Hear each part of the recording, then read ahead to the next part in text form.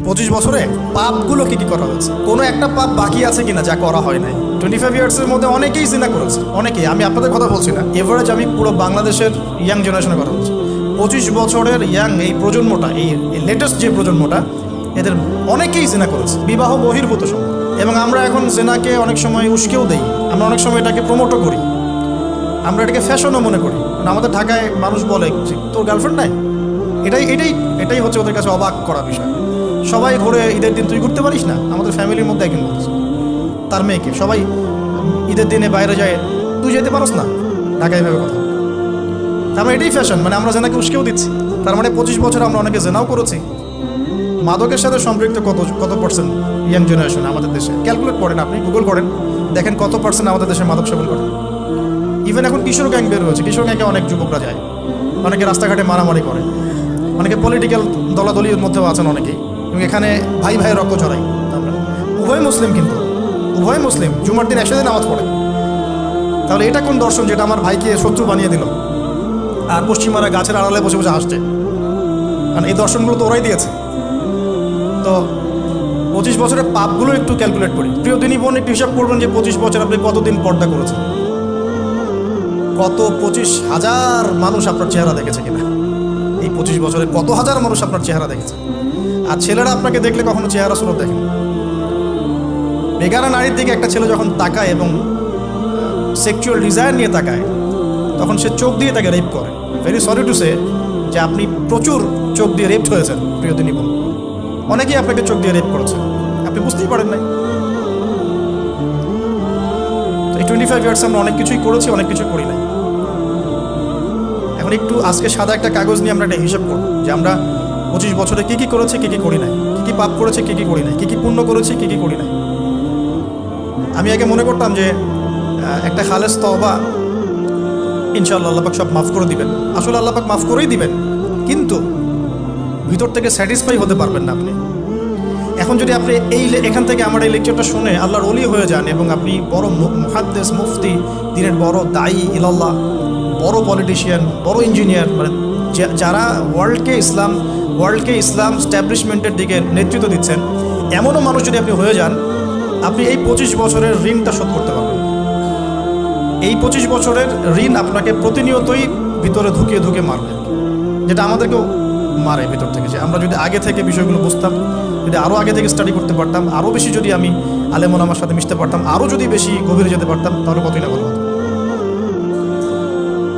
আমি আশা করি কথাগুলো আপনাদের কলিজায় পৌঁছাবে ইনশাআল্লাহ।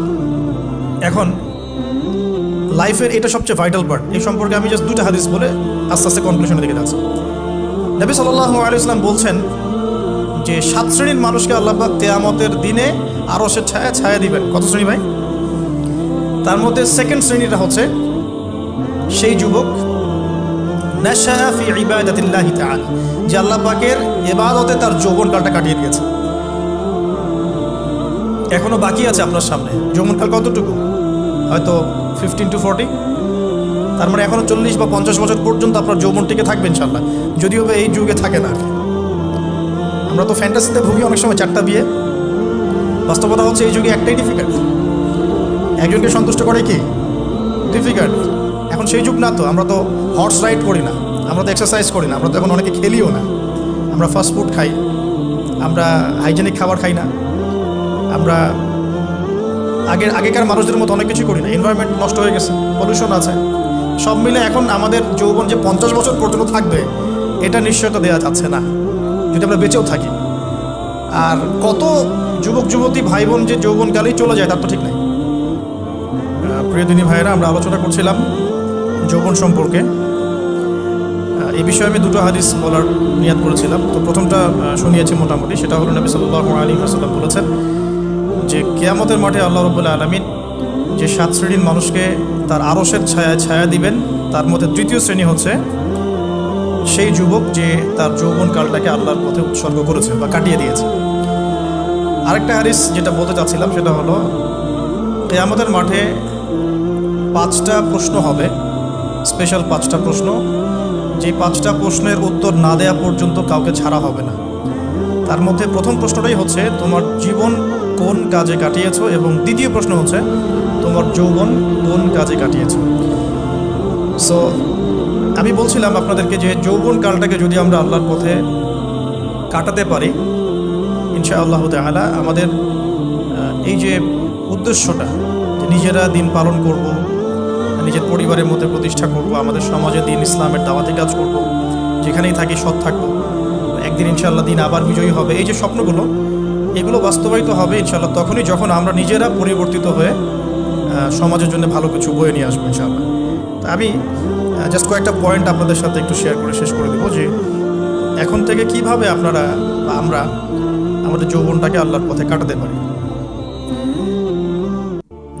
প্রথম যে পয়েন্টটা আমি লিখে নিয়ে এসেছি সেটা হলো, আমি একটু বলেওছিলাম যে আমাদের নিজস্ব খসড়া একটা আমলনামা তৈরি করতে হবে আর কি। আজকে আমরা সেটা করতে পারি বাসায় গিয়ে, যে আমরা যদি আমাদের গড় আয়ু হয় 60 বছর, তাহলে আমরা এখন কতটুকু সময় পেতে পারি, আর এই সময়টুকুর মধ্যে আমাদের টার্গেট কী, আসলে কী চাচ্ছি, কী অ্যাচিভ করতে চাই, যা চলে গেছে এই সময়টুকুর মধ্যে আমরা কিভাবে আল্লাহর রহমত পাবো, ক্ষমা পাবো কীভাবে। যা চলে গেছে এর মধ্যে অনেক নামাজ কাজা থাকতে পারে, রোজা কাজা থাকতে পারে। অনেক সময় এমন হতে পারে যে আমরা অন্যের হকও নষ্ট করেছি। প্রথম যে কাজটা করা উচিত সেটা হলো খালেস তওবা। 1 নাম্বার তাহলে আমরা বলতে পারি, যদি আমরা এখন সংকটগুলো চিহ্নিত করে সমাধানের পথে হাঁটতে চাই, তাহলে আমাদের যৌবনটা আল্লাহর পথে উৎসর্গ করা ছাড়া কোনো অপশন নাই। উৎসর্গ বলতে আমি বোঝাচ্ছি কাটিয়ে দেয়া, আল্লাহর ইবাদত করে কাটিয়ে দেওয়ার কোনো বিকল্প নাই। তার জন্য প্রথমত আমাদের নিজেদের জীবনের কৃতকর্মগুলোর হিসাব নিকাশ মেলাতে হবে 1 নাম্বার। আর 2 নাম্বার হচ্ছে বিশুদ্ধ তওবা করে আল্লাহর পথে ফিরে আসতে হবে। বিশুদ্ধ তওবা কিভাবে করবো এটা আমরা অনেকে বুঝি না। অনেকে মনে করি যে মুখ দিয়ে জাস্ট আস্তাগফিরুল্লাহ বললেই হয়তো তওবা হয়ে যায়, বিষয়টা এমন নয়। বিশুদ্ধ তওবা হচ্ছে আপনি আল্লাহর দিকে পরিপূর্ণ অভিমুখী হবেন, রুজু করবেন, এর নাম হলো বিশুদ্ধ তওবা। যে পাপগুলো করেছি এগুলোর জন্য ক্ষমা চাওয়া, এই পাপগুলো কোনোদিন করবো না এরকম প্রত্যয় ব্যক্ত করা, আর যদি অন্যের সাথে সম্পৃক্ত কোনো হক থেকে থাকে সেটা ফেরত দেওয়া। তো আমরা আজকে গিয়ে সুন্দর করে ওযু করে 2 রাকাত নামাজ পড়তে পারি। 2 রাকাত নামাজ পড়ে আমরা আল্লাহকে বলতে পারি যে আস্তাগফিরুল্লাহাল্লাযী লা ইলাহা ইল্লা হুয়াল হাইয়ুল কাইয়্যুম ওয়া আতুবু ইলাইহি। আল্লাহ, আমি আমার জীবনের এই যে একটা বড় সময় তোমার থেকে দূরে ছিলাম, নামাজ কাজা হয়েছে, রোজা কাজা হয়ে গেছে, চোখের হেফাজত হয় নাই, জিনা হয়ে গেছে নাউযুবিল্লাহ, মাদকের সাথে সম্পৃক্ত ছিলাম নাউযুবিল্লাহ, আমরা মিউজিক্যাল ইনস্ট্রুমেন্ট প্লে করেছি, ইত্যাদি ইত্যাদি। এগুলো থেকে আল্লাহ আমরা আজকে তোমার কাছে তওবা করছি, ক্ষমা চাচ্ছি, এবং আগামী দিনগুলোতে তোমার হুকুম আহকাম মেনে চলার তৌফিক চাচ্ছি। 2টো জিনিস খুব প্রয়োজন, একটা হলো তৌফিক, একটা হলো দোয়া। আপনার প্রচেষ্টা আল্লাহর কাছে দোয়া করতে থাকা এবং আল্লাহর কাছে তৌফিক কামনা করতে থাকা। আল্লাহ পাক যাকে ইচ্ছা তাকে তৌফিক দিয়ে থাকেন, আল্লাহ রাব্বুল আলামিন যাকে ইচ্ছা তাকে তৌফিক দিয়ে থাকেন। যে আল্লাহর কাছে যত বেশি চাইবে আল্লাহ পাক তত বেশি দিবেন ইনশাআল্লাহ। তো এই জন্য চেয়ে নিতে হবে, প্রথমত চেয়ে নেবেন যে আল্লাহ আপনি আমাকে তৌফিক দিন, যাতে করে আমি আমার পুরো জীবনটাকে আপনার ইবাদতে কাটাতে পারি, আরও সে ছায়া পেতে পারি। আল্লাহ কবুল করুন, আমিন। এখন ইস্তেগফার করার পর যার যার হক তাকে তাকে ফিরিয়ে দেওয়া উচিত। যদি আপনি বা আমি আল্লাহ না করুক কারো হক নষ্ট করে থাকি, সেটা ফিরিয়ে দিতে হবে। এই হক নষ্ট ফিরিয়ে দেওয়ার মানে এটা নয় যে গার্লফ্রেন্ডকে কথা দিয়েছিলেন বিয়ে করবেন, সেখান থেকে ফিরে আসা যাবে না, ব্যাপারটা কিন্তু এমন নয় আর কি। এরকমও প্রশ্ন আমাদের কাছে অনেকে করেছেন যে আমি তো আমার গার্লফ্রেন্ডকে কথা দিয়েছিলাম যে আমি তোমাকে ছাড়া আর কাউকে বিয়ে করব, তো এখন কি আমি ফিরে আসলে, তওবা করে ফিরে আসলে কি এর জন্য আল্লাহ আমাকে ধরবে কি? মনে রাখবেন, শয়তান হচ্ছে এই পৃথিবীর সবচাইতে ইন্টেলেকচুয়াল প্রাণী। সিরিয়াসলি, ও যে এত বেশি স্মার্ট যেটা আমাদের চিন্তার বাইরে। যখন শয়তান সরাসরি মানুষকে পথভ্রষ্ট করতে ব্যর্থ হয়, তখন কিছু নেক সুরত ধারণ করে। দিনী ভাই দিনী বোন, এটা নেক সুরত, ঠিক আছে। তারপরে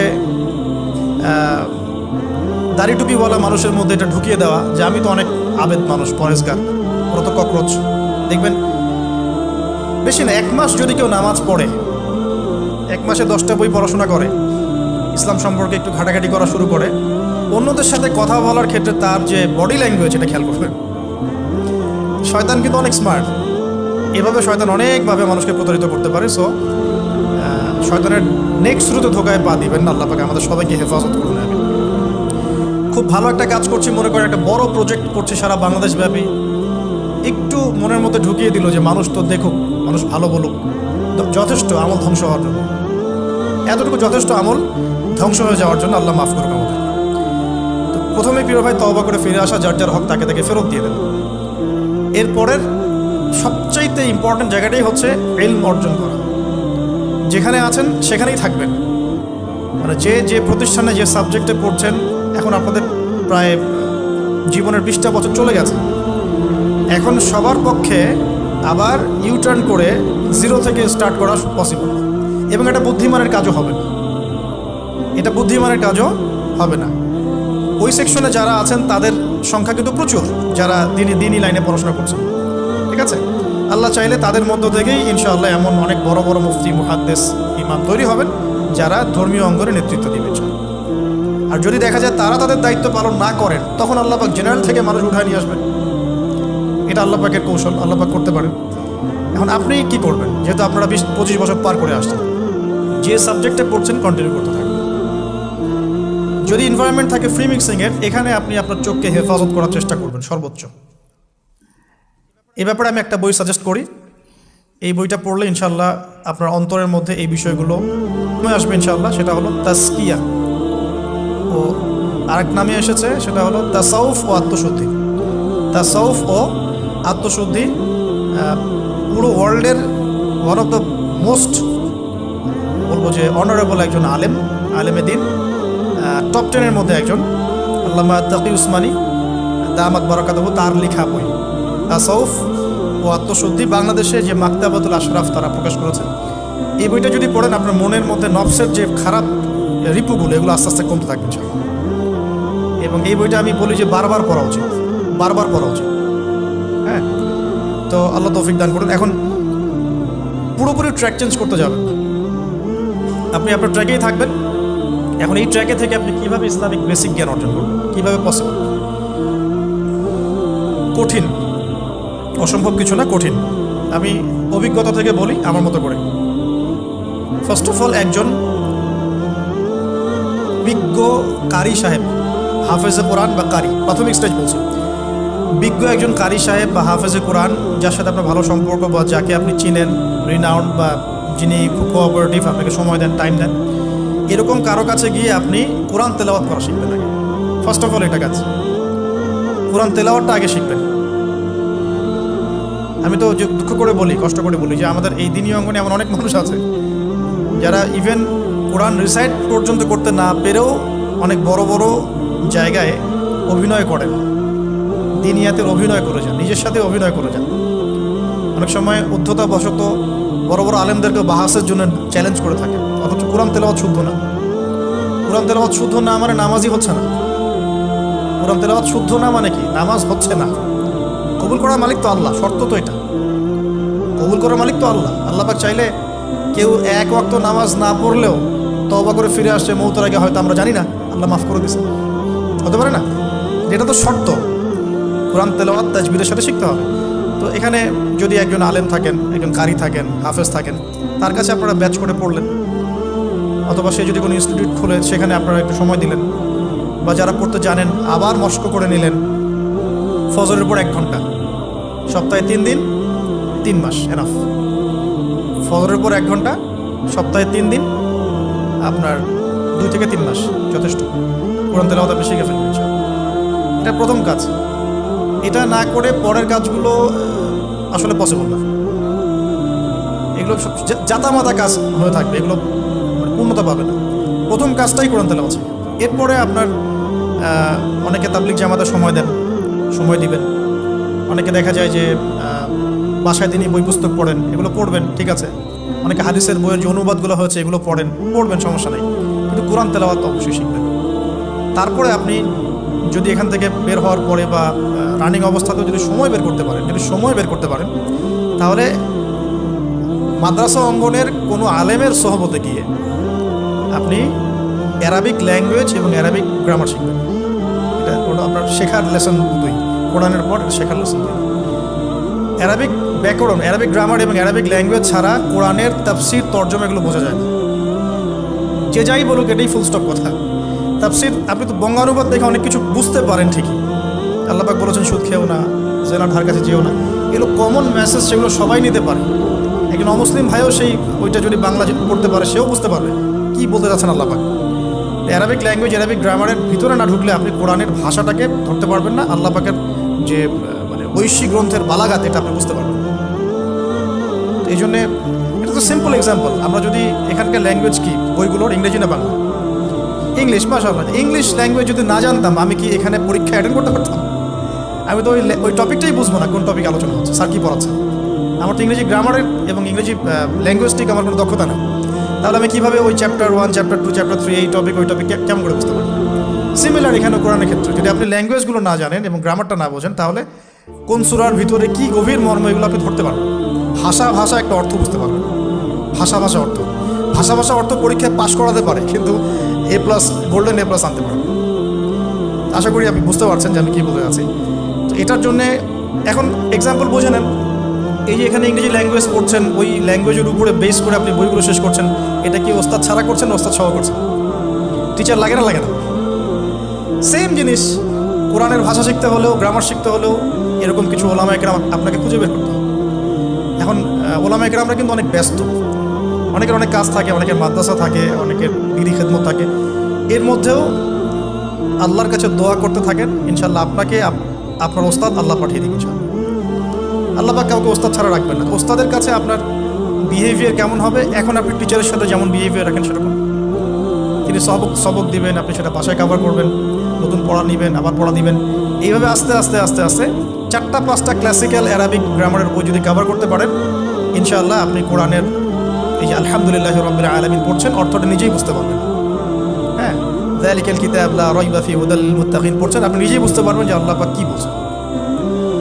এই যোগ্যতাটা অর্জন না করলে সত্যিকার অর্থে আমরা যে কোরআনিক সমাজ যেটা বলি আর কি বড় গলায়, এটা আসলে বাস্তবায়িত হবে না, এটা আমার মত। আর এরপরে আপনি আরও উঁচু লেভেলে যদি পড়তে পারেন, যে পড়াশোনা শেষ, আপনার জব সেকশন নিশ্চিত, আপনার সময় আছে মাশাআল্লাহ, এখন এই সময়ের মধ্যে আপনি চাইলে হাদিসের যে কিতাবগুলো, হাদিসের বেসিক কিতাবগুলো মোতালা করতে পারেন, যে কাজটা আমি এখন করছি। হাদিসের বেসিক কিতাবগুলো আপনি মোতালা করতে পারেন। এটার জন্য অ্যারাবিক ইবারত পড়ার যোগ্যতা অর্জন করতে হবে। এটা কি জিনিস? এটা হচ্ছে জবর জের পেশ ছাড়া আরবি পড়ার যোগ্যতা। এখন যে কোরআন তেলাওয়াত আপনি শিখবেন সেটা হচ্ছে জবর জের পেশ দেয়া কোরআন আপনি পড়বেন, তাই না? কিন্তু হাদিসের যে বইগুলো আছে এই বইগুলোর মধ্যে কিন্তু কোনো জবর জের পেশ দেয়া থাকে না। মৌলিক কিতাবের কথা বলছে, মৌলিক যে বইগুলো, অনেকে মনে করেন অনুবাদ করা বইগুলোই মনে হয় মূল বই। এগুলো হচ্ছে ওই বইগুলোর অনুবাদ, আংশিক অনুবাদ, পুরোপুরি অনুবাদ নয়। মূল বইগুলো পড়তে হলে এবারত পড়ার যোগ্যতা অর্জন করতে হবে। এটা level 3 Arabic grammar, Arabic language শেখার পর এই লেভেলে মানুষ যায়। আর একটু ধাপগুলো চিন্তা করতে থাকেন, কোন ধাপে গিয়ে কোন বইগুলো পড়তে হয়। আর অনেক সময় আমরা কি উদ্ধত আচরণটাই না করি হুজুরদের সাথে, আলেমদের সাথে, স্কলারদের সাথে। বিকজ আমাদের সামনে একটা চমৎকার প্ল্যাটফর্ম আছে ফেসবুক, তাই না? এখানে তো মানে রাত দিন, দিন আর রাত, একই রাতকে দিন বানানো যায়, দিনকে রাত বানানো যায়। হ্যাঁ, এখানে ওই যে আলোর প্রতিসরণের মতো হয় আর কি, সাইজ এতটুকু, বিম্ব হবে এত। তো আল্লাহ মাফ করুক আমাদেরকে। এখন হাদিসের মোতালা যদি করতে না পারেন, ওই পর্যায়ে যেতে না পারেন, তাহলে কি? তাহলে ওই হাদিসের মধ্যে যে কিতাবগুলো বাজারে অনুবাদ হয়েছে ওগুলো পড়তে হবে। যেমন অনুবাদ হয়েছে ফয়জুল কালাম একটা হাদিসের কিতাব, মাদ্রাসায় পড়তে হয়। এর মধ্যে চমৎকার অনেকগুলো হাদিস আছে, প্রায় সম্ভবত 1000-এর বেশি হবে। এরপরে মোতালা করতে পারেন আপনি মিশকাতুল মাসাবিহ, এই বইটাও অনুবাদ হয়ে গেছে, এটাও ভালো কিতাব মাশাআল্লাহ। এরপরে আছে রিয়াদুস সালেহিন, এটাও একটা চমৎকার কিতাব। বুলুগুল মারাম মিন আদিল্লাতিল আহকাম, এটা একটা কিতাব আছে, এটাও মোতালা করতে পারেন হাদিসে। এরপরে আছে আপনার এখন যেটা বলছি, ইসলামিক ফাউন্ডেশন হয়েছে অনেক আগেই। এছাড়া বাংলা বাজার ঢাকায় যে ইসলামিক লাইব্রেরিগুলো, প্রকাশনা সংস্থাগুলো আছে, তারা মোটামুটি আবু দাউদ, তিরমিজি, নাসাই, ইবনে মাজা, কোনো প্রকাশনী বুখারী মুসলিমের কিছু ভার্সনও অনুবাদ করেছে। তবে এই উঁচু লেভেলের হাদিসের কিতাবগুলো শুরুতেই হাত দেওয়া যাবে না, এটা একটা মাথায় রাখবেন। শুরুতেই এই বড় বড় কিতাবগুলো হাত দেওয়া যাবে না। প্রথমে মানে আমরা তো আগে এসএসসি ইন্টার পাস করে এখানে আসছি না, নাকি আগে ডাইরেক্ট এখানে পড়তে গেছি? একই বিষয়। ওরকম ফয়জুল কালামের মতো বইগুলো আগে পড়তো, ফয়জুল কালাম, আলফিয়াতুল হাদিস, রিয়াদুস সালেহিন, মিশকাত, এগুলো আগে পড়তো। তারপরে গিয়ে যদি যোগ্যতা হয় ওই বইগুলো হাত দিবেন। তবে অনেক সময় দেখা যাবে একটা হাদিস বুঝতে পারছেন না, কোরআনের আয়াত বুঝতে পারছেন না, ওই অবস্থাতেই ওই হাদিস এবং ওই কোরআনের আয়াতকে রেখে দিবেন। এটাকে নিয়ে কোনো রকমের কনক্লুশনে চলে যাবেন না, আর ওইটাকে নিয়ে প্রচার করতে যাবেন না। বরং এগুলোকে একত্রিত করে সপ্তাহে একদিন আবার আলেমের কাছে চলে গেলেন, ওস্তাদ এগুলো বুঝি নাই, লাস্ট উইকে আমি এগুলো পড়েছি, এটা বুঝি নাই, তিনি বুঝিয়ে দিবেন ইনশাআল্লাহ। এগুলো পড়াশোনা। এর পাশাপাশি আমি বলছি বিষয়ভিত্তিক ইতিহাসের বই চলে আসছে, ইসলামের ইতিহাসের বই চলে আসছে, তারপর সিরাতের অনেক বই বাজারে চলে আসছে, প্রায় 40-45টা বই পাওয়া যায় সিরাতের এখন বাংলাদেশে। তারপরে ফিকহের অনেক বই অনুবাদ হয়ে গেছে। এছাড়া আকিদার অনেক বই পাওয়া যায়। সবচেয়ে ভালো হয় যে আকিদার তাহাভিয়া বইটা পড়তে পারেন, এই বইটা পড়লে অনেক চমৎকার হবে। এর পাশাপাশি বরেণ্য ওলামায়ে কেরামদের বই পড়বেন। বরেণ্য ওলামায়ে কেরাম কারা? যারা পুরো ইসলামিক বিশ্বে স্বীকৃত, যারা কোনো সাম্প্রদায়িকতা বিলং করেন, আমি এই সম্প্রদায়ের মানুষ, আমি ওই সম্প্রদায়কে মুসলিম মনে করি না, এরকম না। যারা বরেণ্য রিনাউন্ড ওলামায়ে কেরাম, যারা বলেন, এই যে বললাম আল্লামা তাকিউল ইসমানী হাফিজাহুল্লাহ, একজন বরেণ্য আলেম, তার যে কোনো কিতাব চোখ বন্ধ করে পড়তে পারে, কোনো সমস্যা। বাংলাদেশে আব্দুল মালেক সাহেব হাফিজাহুল্লাহ, মারকাজুদ দাওয়ার পরিচালক, একজন বরেণ্য আলেম। আশরাফ আলী থানভী রাহিমাহুল্লাহ একজন বরেণ্য আলেম। হানাফি কওমের ফিকহে এরকম অনেক বরেণ্য ওলামায়ে কেরাম আছেন। তারপরে আরবের মধ্যে এমন অনেক বরেণ্য আলেম আছে, শাইখ হুসাইমিন, শাইখ বিন বাজ, সালেহ আল ফৌজান, এরকম অনেক বড় বড় আলেম আছে যারা রিনাউন্ড ওলামায়ে কেরাম। তাদের কিতাবগুলো আপনি পড়তে পারেন, কিন্তু যাদের মানে লেখা এবং গবেষণাগুলো ছাত্র পর্যায়ের, এগুলোকে আপনি প্রামাণ্য বই বানাবেন। প্রামাণ্য বই পড়বেন আর আলেমের সাথে সম্পর্ক রাখবেন। দুটো যখন একসাথে থাকবে তখন আপনি কিছু আটকে গেলেও তার সাথে পরামর্শ করে একটা কনক্লুশন খুঁজে পাবেন। এগুলো হলো জাস্ট বই সংক্রান্ত কথা বলবো। এখন এগুলো হচ্ছে সবচেয়ে বড় বিষয়টা হচ্ছে, এগুলোর চাইতে বেশি বড় বিষয় হচ্ছে যে কোনো একজন, অন্তত পক্ষে একজন, আপনি চাইলে 10 জনের সাথেও রাখতে পারেন, কিন্তু অন্তত পক্ষে একজন মুহাক্কিক আলিমের সাথে আপনি সম্পর্ক রাখবেন পরামর্শের জন্য। অন্তত পক্ষে একজন মুহাক্কিক আলেমের সাথে, মানে হকপন্থী মুহাক্কিক আলেমের সাথে আপনি সম্পর্ক রেখেছেন। এটা অনলাইনের যুগ, এটা তো কিন্তু সহজ। আর সম্পর্ক শুধু অনলাইন কেন্দ্রিক হবে এমনটাও বলছি না। তার সাথে সাক্ষাৎ করবেন, তার কাছে নসিহত নেবেন, তার কাছে গিয়ে কিছু করবেন, তাকে দেখবেন তিনি কিভাবে আমল করেন, ব্যক্তি জীবনে তিনি কেমন, তিনি আপনাকে কী নসিহত করেন, তার সাথে মিশবেন। সহবত মানে কি? মানে আমরা কি শুধু টিচারদের মানে পড়াশোনাগুলোই ফলো করি না, টিচারকে দেখিও করে। আমরা বস্তুবাদী এডুকেশনের ক্ষেত্রে হয়তো অত কেয়ার করি না, টিচার যেটা পড়াচ্ছেন ওটা জাস্ট টুকে নেই, পরীক্ষা পাস করলেই হয়। আমরা টেন্ডেন্সি এমন, কিন্তু ইসলামিক এডুকেশনটা কিন্তু এমন নয়। সাহাবায়ে কেরাম রাদিয়াল্লাহু আনহুম আজমাইন, তারা এই আমাদের মতো কাগজের বই পুস্তক পড়ে ইসলাম শেখেন নাই। কীভাবে শিখেছেন? তাহলে সরাসরি নবীকে দেখে শিখেছেন। নামাজ পড়তে গিয়েছেন, দেখেছেন নবী কেমন করে নামাজ পড়েন, দেখছেন নবী কেমন করে হাঁটেন, দেখছেন নবী কেমন করে কাপড় পরেন, দেখছেন নবী কেমন করে আতর ইউজ করেন, কেমন করে তিনি হাসেন, কেমন করে মানুষের সাথে মেশেন, হ্যাঁ, কথা বলার সময় কেমন করে মানুষের দিকে তাকান। খুঁটে খুঁটে একটা একটা করে নিয়ে হাদিসের এক একটা অধ্যায় রচিত হয়েছে। নবী কেমন করে তাকান, নবী কেমন করে মেসওয়াক করেন, নবী কেমন করে হাসেন, এগুলো আপনি অধ্যায় পাবেন। ইভেন আপনি অধ্যায় পাবেন নবী কেমন করে চুল আঁচড়ান। তাহলে আপনি দেখেন সাহাবীরা কীভাবে খুঁতে খুঁতে নবীকে দেখেছেন। বলা হয় আব্দুল্লাহ বিন মাসউদ রাদিয়াল্লাহু আনহু সম্পর্কে, তিনি নবীকে এত বেশি কপি করতেন হাঁটা চলা কথাবার্তায়, যে নবী সাল্লাল্লাহু আলাইহি ওয়াসাল্লামের পরের যুগের অনেক মানুষ এসে দ্বিধাদ্বন্দ্বে পড়ে যেত যে রাসূল সাল্লাল্লাহু আলাইহি ওয়াসাল্লামকে দেখছি নাকি, এমনভাবে কপি করতেন, এমনভাবে। সো এখানে আমি সোহবতের বিষয়টা বোঝাতে যাচ্ছি যে কোনো অন্তত পক্ষে একজন মুহাক্কিক আলেমের সাথে সম্পর্ক রাখবেন। অন্তত একজন, আপনি চাইলে 10 জন, 20 জন, 50 জনের সাথে রাখতে পারেন। অন্তত পক্ষে একজন, যাকে দেখে আপনি শিখবেন, আপনার স্টাডিগুলোকে, আপনি যেটা সমস্যা ফেস করছেন সেগুলোকে তার সামনে পেশ করতে পারেন।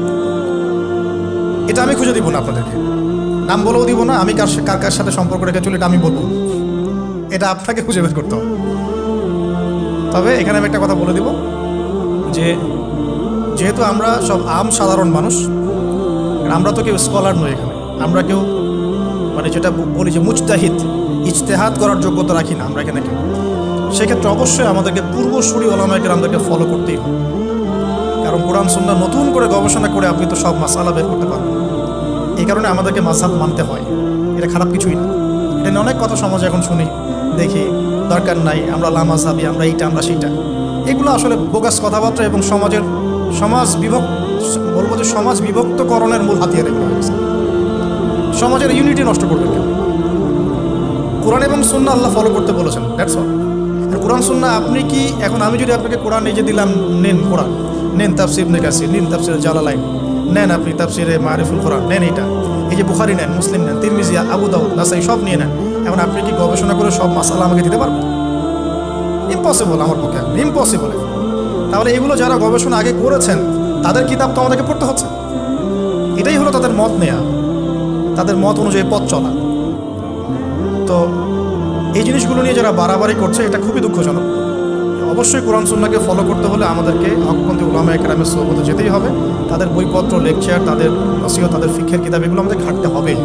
আদারওয়াইজ আমরা সরাসরি কোরআন সুন্নাহর দাবি করলেও মানতে পারবো না।